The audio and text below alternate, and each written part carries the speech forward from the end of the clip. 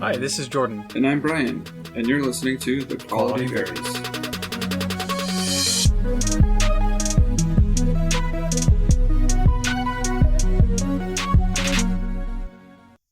Good evening, Bryan. How are you? I am lovely. Serves you right. I don't know if this is already too soon, but how's the bike selling going? Do you still have your Buell? I do. I do still have my Buell. Thanks for bringing that up. Interesting. Yeah. Do we need to get Maddie back in the room and have her comment on this? I'll tell you what she'll say. Get it sold. That's it. That's all she has to say about it. And how are you liking your new bike? I like it a lot. Has it still been actively used? Are you taking it? Is it the work vehicle? Do you take it to work and back? I do. Yep. Every day. Oh, I'm jealous. It's so good. When does the Buell ever still come out, or did you just clean it up and go put it somewhere? It stayed sale ready. None of those things, actually. It's sitting out in front of my house with some spider webs coming off of it, so got some work to do there. Oof. Yeah, big oof. I mentioned it last time, but you have all of your energy definitely going towards selling this bike. Yes, obviously, so much. We had some big rainstorms come in and flood our street, and it washed away one of my for sale signs. So I gotta get some. Oh. I gotta fix that. Man, we can process that if we wanted to, but that's not what we're doing today. I do remember though those St. George rainstorms are no joke. Yeah. Late summer monsoon season. When we were driving down in the big old van in Vandorf. What was it called? Flood Road? Flood Street? Yeah, Flood Street. Yeah. And I have never been on such an aptly named path as we're literally only successfully driving through it because of the height of our vehicle. Yeah. And then we saw just this poor woman who has been caught in this rain because it had come out of nowhere, and she's just trying to make it home. I felt so bad. And it does. It just comes out of nowhere. Sunny skies all day, and then within an hour, it's just, flooded. Sitting out on the porch, though, and watching the storm, amazing. Oh, yeah. Amazing. Good times for sure. It's beautiful. Oh, and the smell of the wet dirt is just, it's so good. I've never experienced it. I mean, it's almost worth being there in 113-degree weather, if that means that it's going to rain that night. Almost. Yes, indeed. So we have a couple things that are coming up in the next couple of weeks that we'd like to talk about. At the moment, those are still some time out. I got some fun things towards the end of the year. But today I wanted to do something a little bit different. Just maybe pick your brain a bit and let you do the same for me. Yeah, love to. I sent you the link to a nice book, and for anybody that might listen to this and maybe it sounds a little bit familiar, this is not an original idea. This is totally something that somebody else did on another podcast, and it is genius. And so we're going to do the same thing. We're going to stand on the shoulders of giants here. Yes, indeed. Make it a little bit taller. So we have a bunch of questions from a book called The Book of Thunks. I can't remember who the author's name is off the top of my head, but both Bryan and I have some questions that we've written down from that large list, and take some time, ask each other, and then on my end, when I'm doing the edit, I'll make sure and I'll ensure that there's a little bit of a pause between the question and when we give our answer, so that anybody in the audience might be able to think it over for a second before they hear what we have to say. So, Bryan. Real quick, I was just going to give the citation for the book, if you don't mind. Oh, yeah, for sure. The book title is The Complete Thunks Book. Complete is spelled a little goofy. Compleat. Complete Thunks Book by Ian Gilbert. Wow. Yeah. Special stuff. Some of the questions are fun, some of them deep, and some of them just plain annoying. So, is there any on your end, Bryan, that you want to get started with, or do you want me to start us off? I've got a nice light-hearted one here. Okay. Is it okay to bully a bully? So I'm going to say no. Why? I'm going to say that emotionally, I can't promise that I wouldn't, like, in the moment, stick to that answer. I understand that. We had a conversation about this kind of in church today of the there's a biblical reference of people throwing stones in this courtyard to a woman that had committed adultery, and we were just kind of having a lesson on that, and in a way I kind of tie that into, sorry for the super deep kind of reference to it, but what this woman did that was adulterous was not okay, but also throwing stones at her and hitting her in the face, also not okay. Mm-hmm. And I feel like that creates, I can sit here with nice hindsight and not emotionally attached to it, and I can say that is only going to spiral into something that doesn't really work for anybody. Right. Do you have anything different? Please tell me you would just punch him. No, I probably wouldn't. So yeah, I don't think it's okay to bully a bully. I think it's absolutely okay to call into question what he's doing. Yeah. Openly and in plain sight. Question it. What's up, dude? Why are you doing that? I have a similar question for you. Shoot. Is it okay to punch a Nazi? Yes.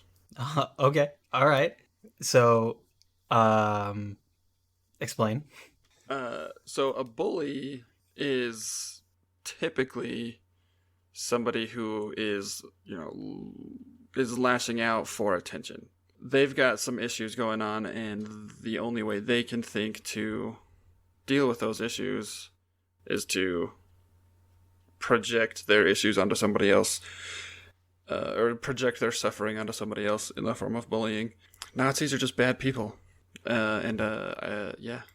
There's actually been lots of studies on Nazis.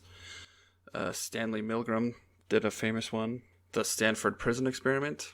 Actually, I think punching a Nazi in the face could have fixed a lot of things, honestly, because the defense in court of the soldiers and officers who were arrested at the concentration camps were that they were just following orders.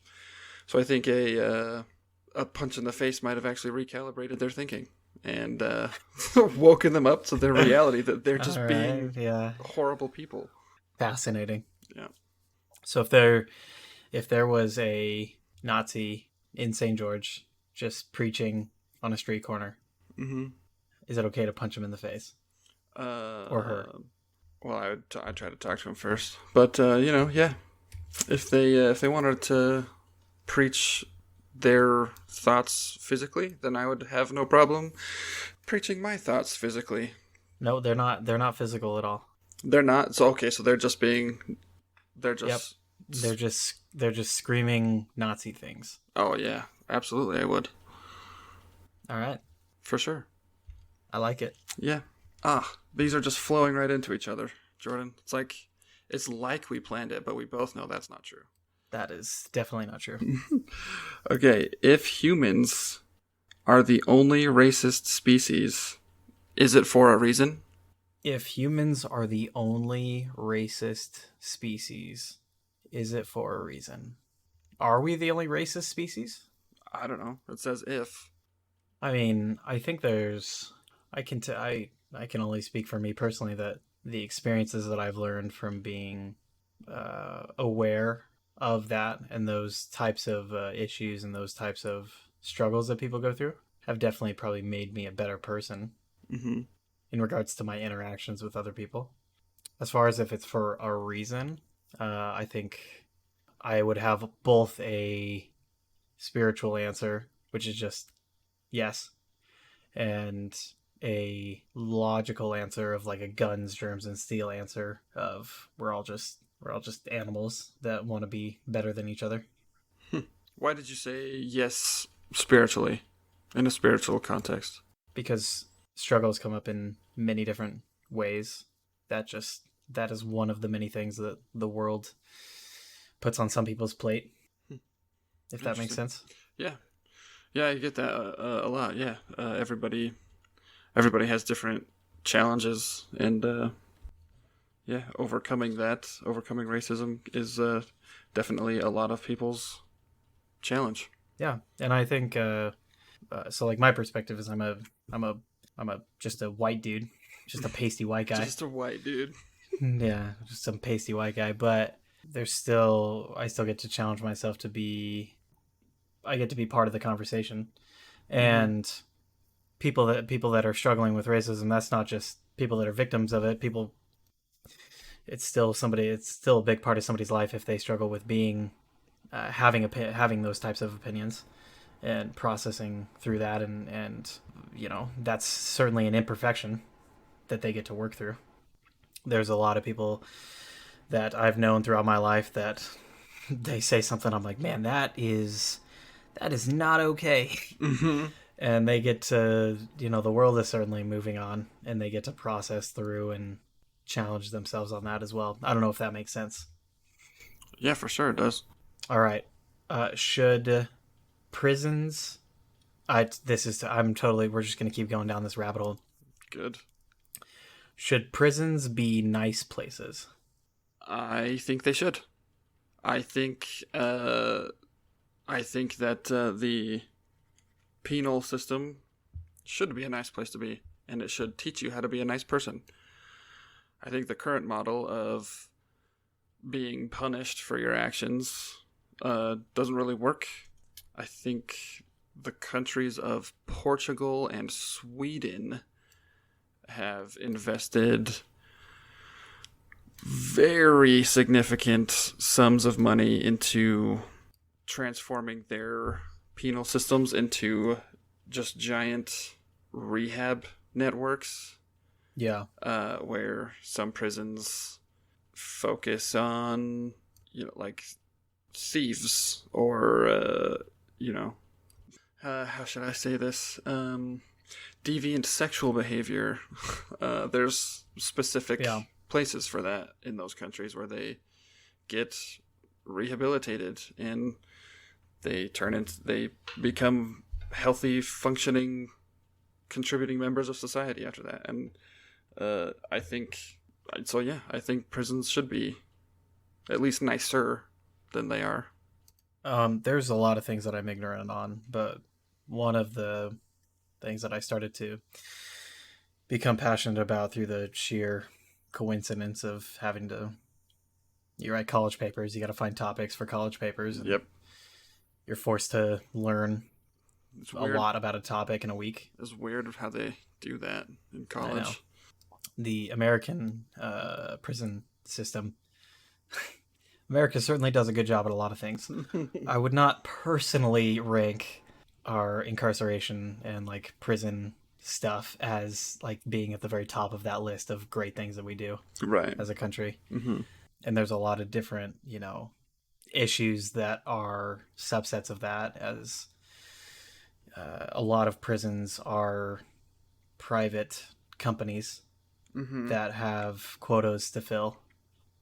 Decisions are made that are not at all in the benefit of the person or the community. They're made for the benefit of revenue and other things. And the first time I had heard about that, that was just crazy to me. That just blew my mind.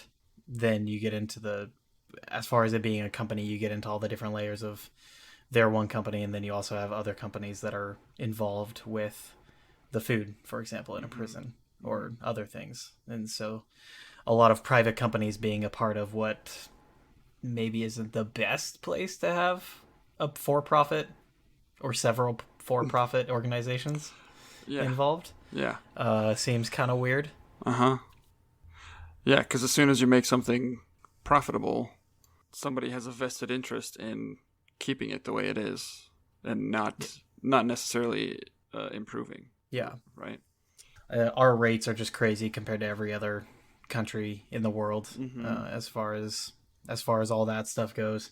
I've looked into it only just a minimal amount, but some of those countries that you mentioned, where their sentence time includes education and work and learning a skill that directly translate into work when they leave prison. Yeah. And parole setups where they leave prison for during the day and they go do their thing, or they go study, they go to school, or they go to a job, and then they come back at night. Yeah.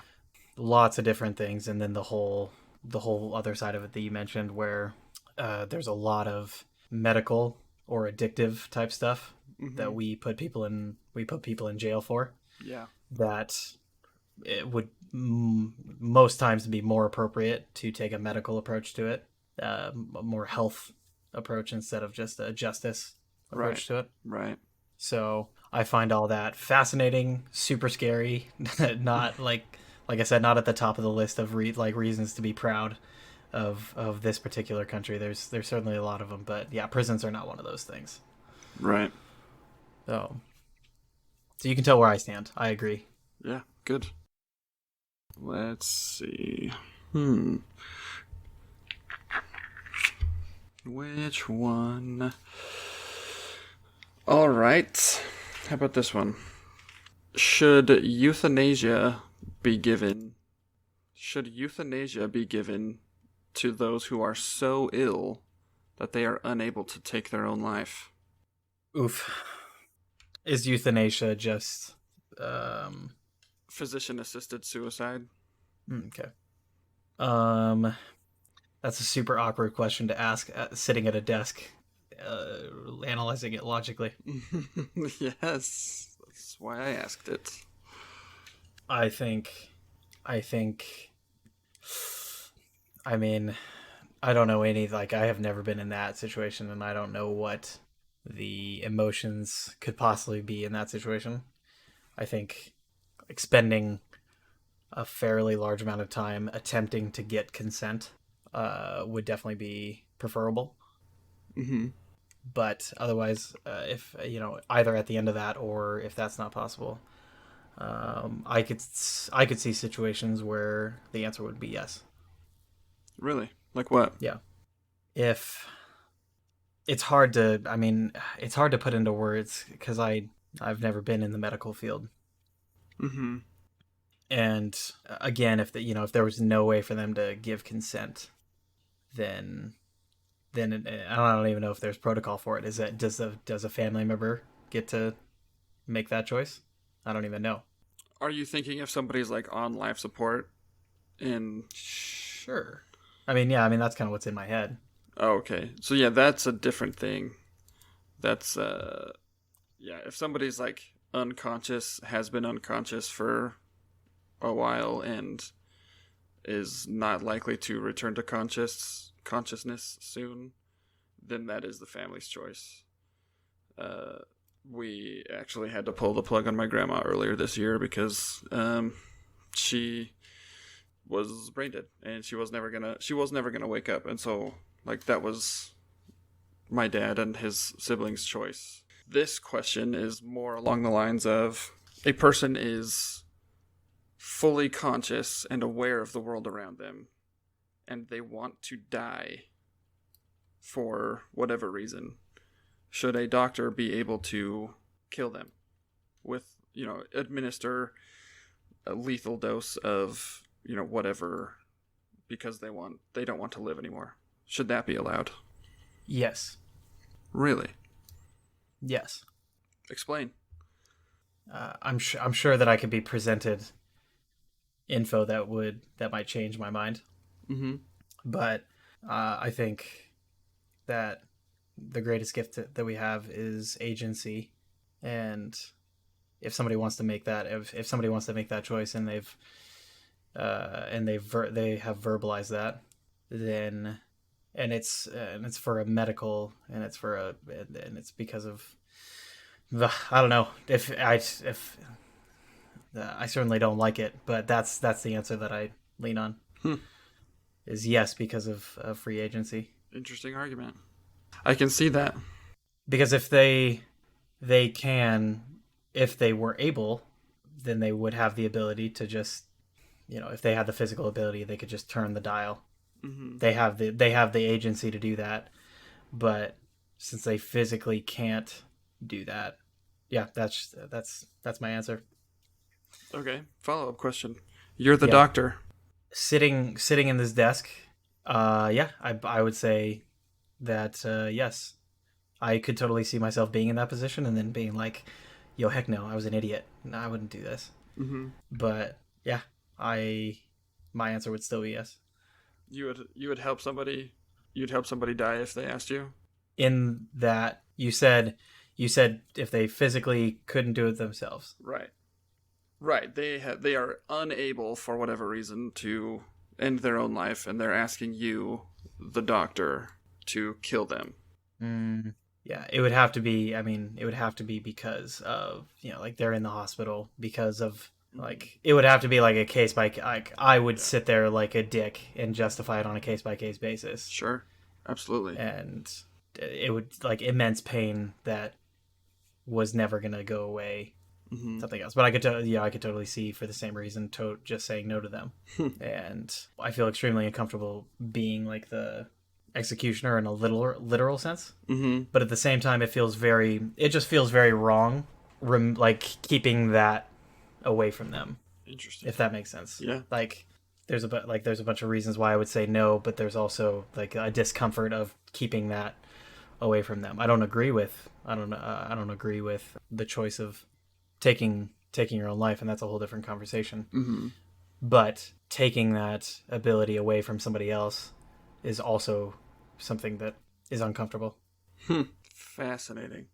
So I'm gonna dig a little bit deeper here, just because Okay. I think we're having fun. I'm having fun anyway. Interrogating you on whether or not you'd kill somebody.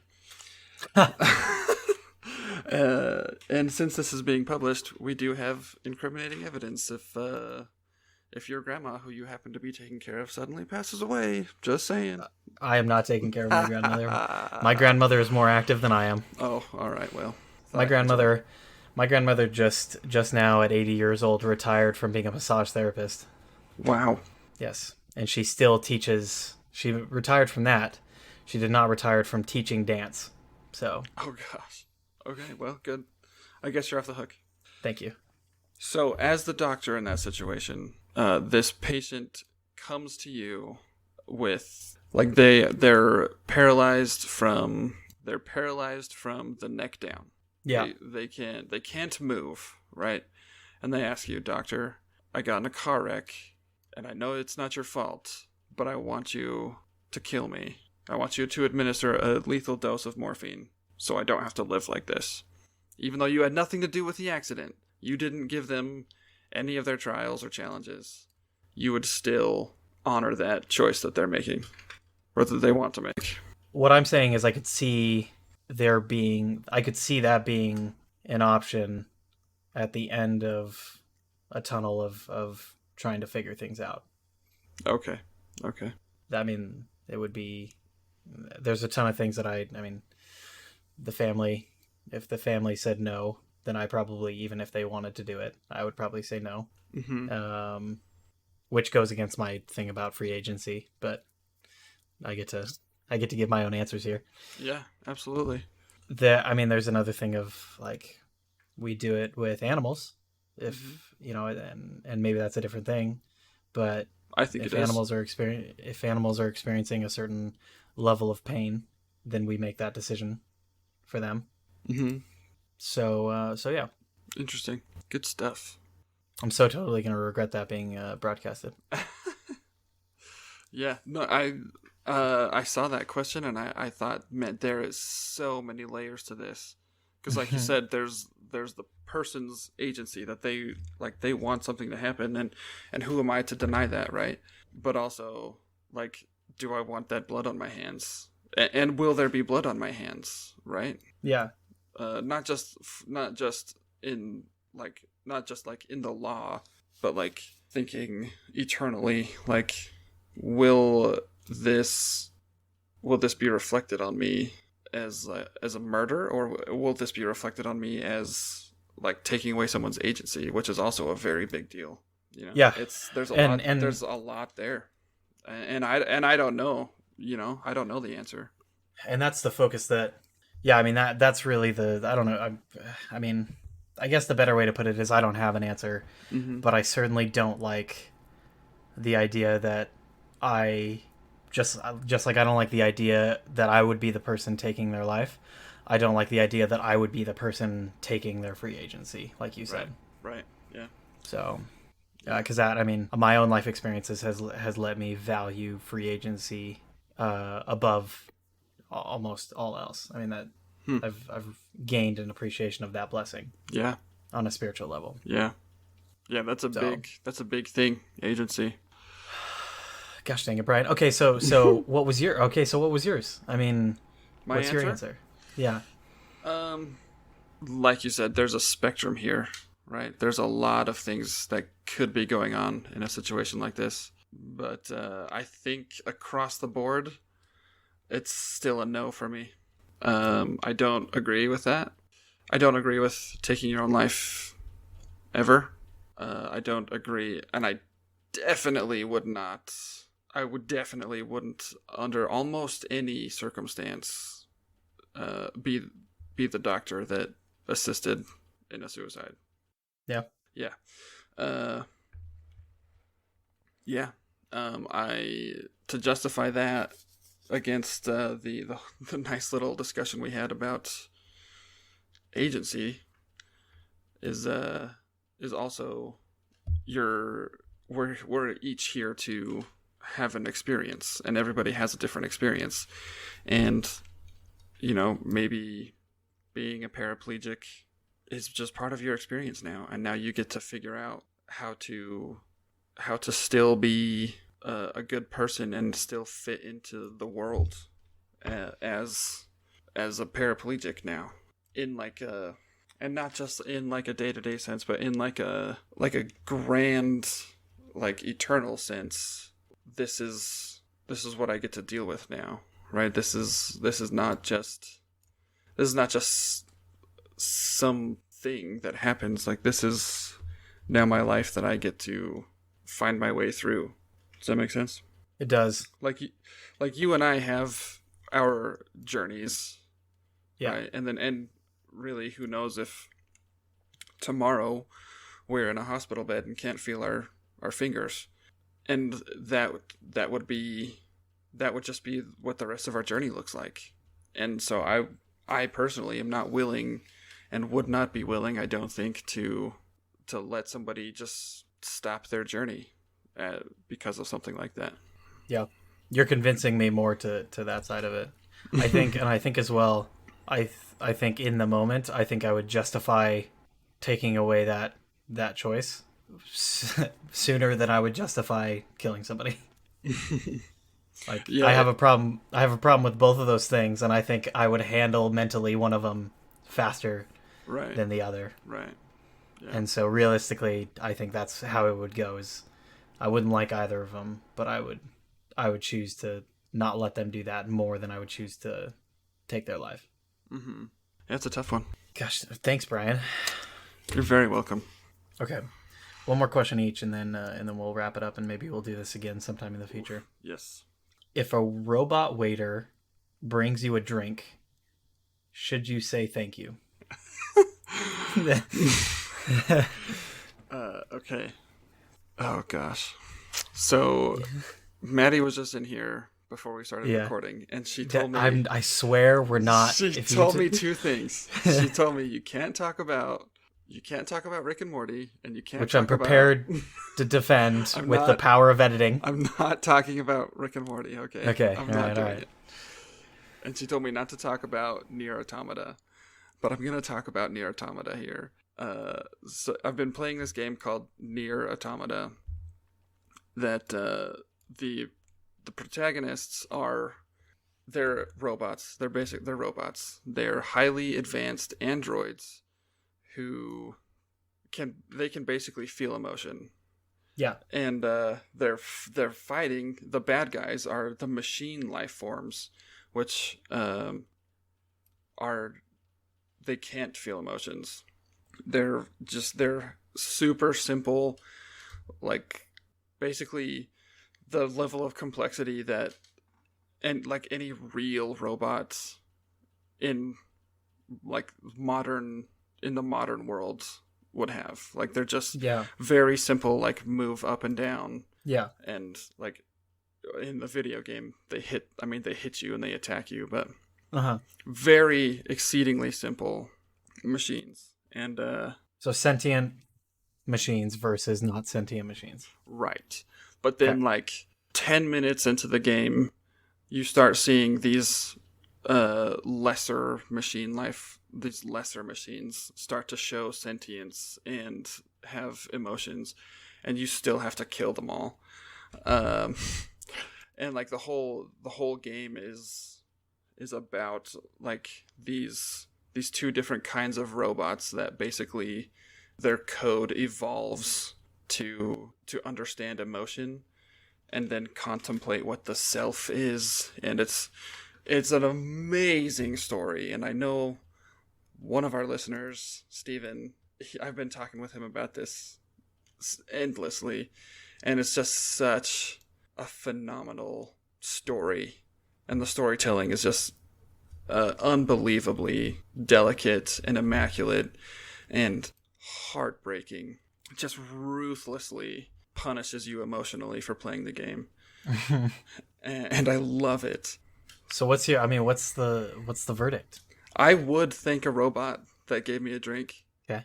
Probably, if it was in a restaurant, I would probably do it absentmindedly because I don't know, I say thanks when waiters bring me stuff. Yeah. But also, like, that game has made me question so much about what it means to be alive and what it means to be human and what it means to have sentience and understand myself and what it means to understand existence. And it's just, there's just so much. So yes, I would think a robot waiter. Fascinating. Just to be safe. I would also think a robot waiter, but it's for completely different reasons. I would do it completely out of the feeling to the necessity to continue the habit. Yeah. Like I 100% get that.